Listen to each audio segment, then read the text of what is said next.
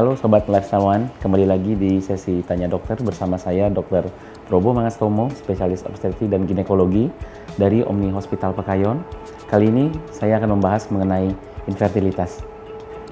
Infertilitas ini adalah suatu keadaan di mana pasangan suami istri tidak bisa mendapatkan keturunan dalam waktu 1 tahun, di mana dalam waktu 1 tahun itu mereka mempunyai frekuensi berhubungan yang normal sekitar 2-3 kali seminggu dan tanpa ada penggunaan alat-alat kontrasepsi. Nah, dari rentang waktunya itu kita bisa menyatakan itu cut off point-nya itu di 1 tahun. Ada dibagi 2 macam infertilitas ini, infertilitas primer dan sekunder.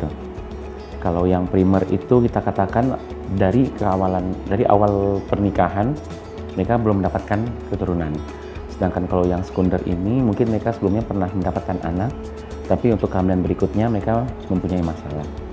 Jadi sebenarnya sih kalau untuk kita melihat apakah pasangan itu mempunyai kondisi infertilitas, itu sebaiknya sih ditunggu dulu aja setahun, karena tidak semua pernikahan itu akan langsung dianugerahi anak.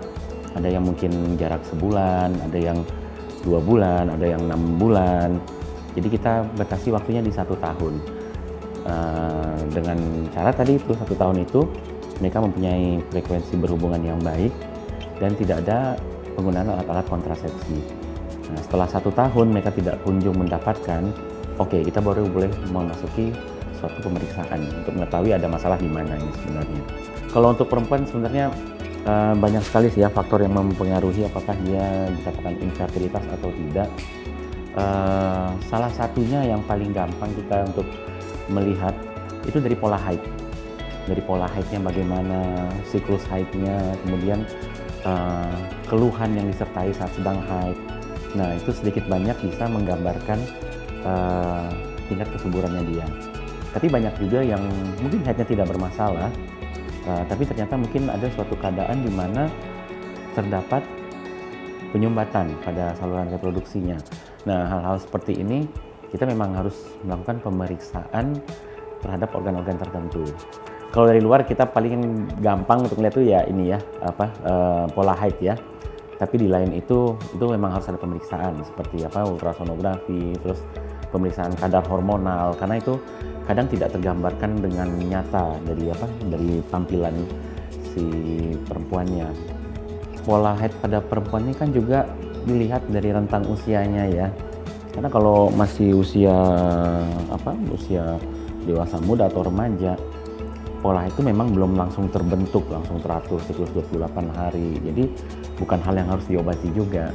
Jadi misalnya anak masih kelas 3 SMP, kok haidnya masih kadang 2 bulan sekali, 3 bulan sekali, itu kita juga nggak boleh terlalu kita manipulasi berlebihan. Karena itu memang faktor hormonalnya sebenarnya.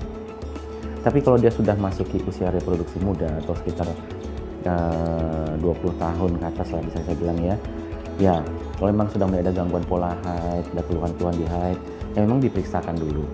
Tapi itu juga tidak menjamin bahwa dia akan mengalami infertilitas. Nah, kalau untuk laki-laki itu lebih sulit lagi kita ngelihat dari fisik. Memang kalau laki-laki itu terutama untuk menilai kualitas dari kesuburannya, kita melakukan yang kita namakan dengan analisa sperma. Jadi dari analisa sperma itu kita bisa melihat kualitasnya, kuantitasnya sendiri bagaimana. Tapi kok physically memang tidak terlihat kalau laki-laki ini. Cuma memang yang bisa jadi patokan lifestyle seperti ya, kayak misalnya kebiasaan merokok, terus mungkin minum alkohol, karena itu sedikit banyak akan berpengaruh pada kualitas spermanya. Jadi sebenarnya untuk solusi bagi pasangan yang punya infertilitas itu bukan hanya bayi tabung sebenarnya, itu salah satunya.